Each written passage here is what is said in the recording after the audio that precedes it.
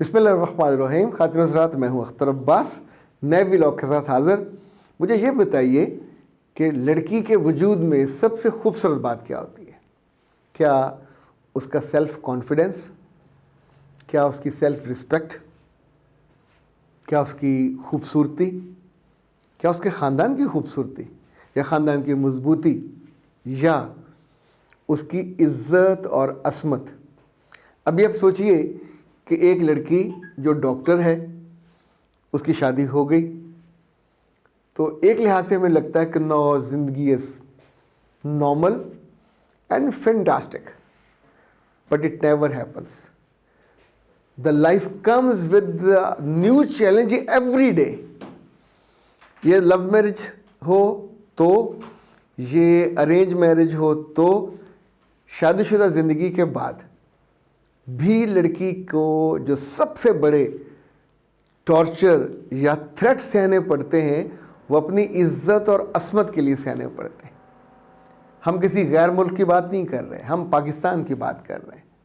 جو کہ پاکستان میں جیسے جیسے with the passage of time یہ جو ویلیوز ہیں خاندان والی، اچھے انسان ہونے والی، اچھے خاندانی لڑکے ہونے والی، یہ ڈے بائی ڈے جسے کہتے ہیں ڈیٹیریشن ہوتی ہے، ڈیٹیریٹ کم ہوتے جا رہے ہیں چونکہ ان کی ماں ان کو اچھا انسان نہیں بناتی.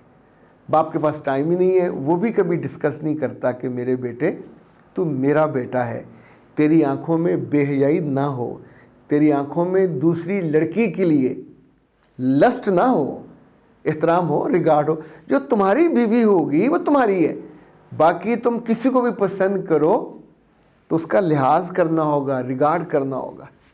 جب بچیاں میرے پاس آتی ہیں اور آ کے اس وقت ان کے آنسو نہیں تھمتے کہ ہمارا میاں بہت اچھا، لحاظ کرنے والا، محبت کرنے والا، یا ڈاکٹر یا ان کا ہم پیشہ انجینئر ہوا، کچھ اور ہوا، لیکن جب وہ گھر پہ نہیں ہوتا تو سگا دیور اس گھر میں جتنی غلیظ نظروں سے اپنی بھابھی کو دیکھتا ہے، یعنی بعض صورتوں میں لڑکیاں بیچاری اپنے سسر کی طرف سے بھی اسی طرح کا عذاب سہتی ہیں. اپنے وہ کپڑے جو نارمل پہنتی ہیں وہ پہننا بند کر دیتی ہیں، اپنے آپ کو کور ہر لمحے کر کے رکھنے کو، لیکن یہ جو غلیظ نظریں ہیں اس گھر میں ان کا پیچھا کرنے سے باز نہیں آتی.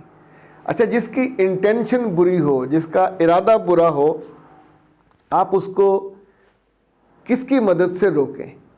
اپنے میاں کو بتائیں تو عام طور پہ میاں اس بات پہ اعتبار نہیں کرتے. اپنی ساس کو بتائیں تو دسیوں کیسز ایسے ہیں کہ ساسوں نے آگے سے سن کے یہ کہا کہ تو ساڈا گھر توڑنا چاہنی ہے، تو ساڈے رشتیاں نو توڑنا چاہنی ہے، تو چاہنی ہے کہ دونوں پائی آپس لڑ. اچھا، یہ نیور ہیپنس کہ وہ جا کے اس بیٹے کو کان پکڑے کہ تمہیں شرم نہیں آتی، تم اپنی ماؤں جیسی یا بہنوں جیسی، یعنی بھابھی ہے ایک محترم اور مقدس.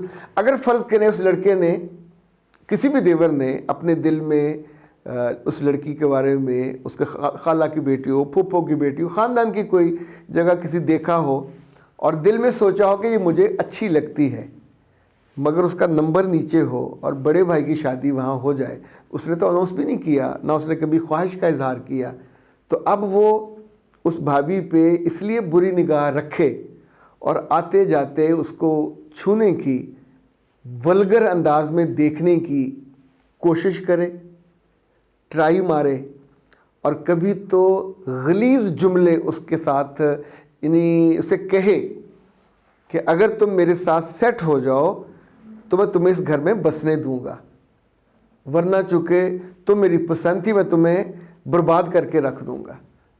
اب ایسی صورت میں لڑکی کتنی پیاری ہو، کتنی خوبصورت ہو، کتنے خاندانی وہ پس منظر سے آئی ہو، یہ ایک ایسا تھریٹ ہوتا ہے کہ جو آپ کی چین، آپ کی رات کی نیندیں اڑا کے رکھ دیتا ہے. اور انہی گھروں میں ان بچیوں پہ، جسے کہتے ہیں نا ریپ کے کیسز اور ان پہ حملہ کرنے کے cases in the absence of the میاں، اگر کہیں وہ وزٹ پہ گیا، ایسے معاملے میں کبھی مروت کا معاملہ مت کریں. اگر میاں نہیں ہے اور آپ کو وہاں سے تحفظ نہیں ہے تو ان کی غیر موجودگی میں ہر صورت میں اس گھر سے چلی جائیں اپنے ماں باپ کی طرف۔ دوسرا، اگر وہاں ہیں تو ساس کے کمرے میں سوئچ کر جائیے۔ تیسرا، اگر اپنے کمرے میں ہیں تو پھر لمحے بھر کا توقف نہیں کرنا، اس کو لاک کرنا سیکھیں۔ بعض گھروں میں یہ مصیبت ہے کہ ساسیں جان بوجھ کے یہ کرتی ہیں کہ کنڈی نہیں لانی، کنڈی نہیں لانی۔ کیوں نہیں لگانی؟ یعنی کسی جانور اور حملہ آور سے بچاؤ کے لیے ہم کیا کیا نہیں کرتے۔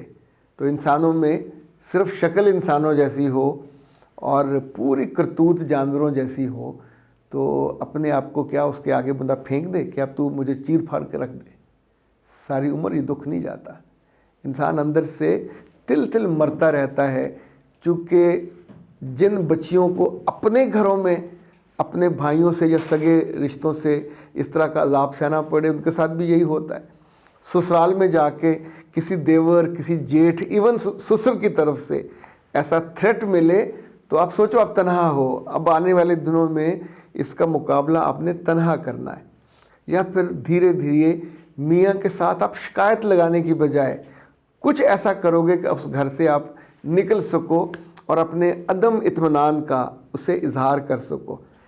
بعض بچیاں بتاتی ہیں کہ ان کی جو ساسیں ہیں وہ جان بوجھ کے ان بچوں کے بارے میں انہیں آوازیں دیتی ہیں، میرا شہزادہ، میرا شونا، اور اس کو جپیاں ڈالتی ہیں، اپنے ساتھ ملاتی ہیں۔ کچھ گھروں میں مائیں اپنے ایسے بیٹوں کو غنڈے بنا دیتی ہیں، پر یقین مانیے ان غنڈوں کو اپنی ہی پھر بہو بیٹیوں کی بددعائیں لگتی ہیں۔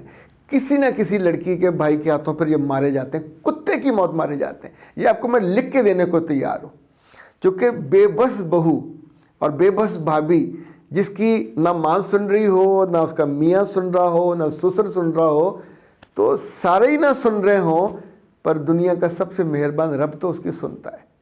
جب سجدے میں وہ کرلاتی ہے، روتی ہے، چیختی ہے اور اس کے آنسو نہیں تھمتے تو اللہ کی ذات بے بسوں کے ساتھ، جس کا دنیا میں کوئی نہیں ہوتا، اس کا رب ہوتا ہے۔ یہ میرے ایمان کا یوں سمجھے سب سے تگڑا بھی اور سب سے کمزور حصہ بھی ہے۔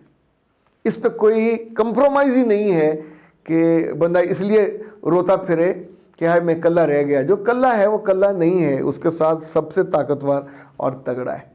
ایسی بچیوں کے لیے میری بہت ساری خواہش ہوتی ہے اور کوشش ہوتی ہے، ہم ان کو پورا حکمت عملی بنا کے دیتے ہیں، کیونکہ ہر گھر کا معاملہ الگ الگ ہوتا ہے کہ کیسے اسٹریٹجی اور کس طور پہ میاں عام طور پہ نہیں کھڑے ہوتے، چونکہ اپنے بھائی کا وہ کچھ نہیں کر سکتے ہوتے، اور جانتے ہوئے بھی اس بیچاری کو، جیسے پرانے زمانے میں شیر کے شکار کے لیے وہ بکری کا بچہ باندھ دیتے تھے، وہ والا معاملہ ہوتا ہے کہ اس شیر کو نہیں کچھ کہنا، اپنی بیوی مروا دینی ہے۔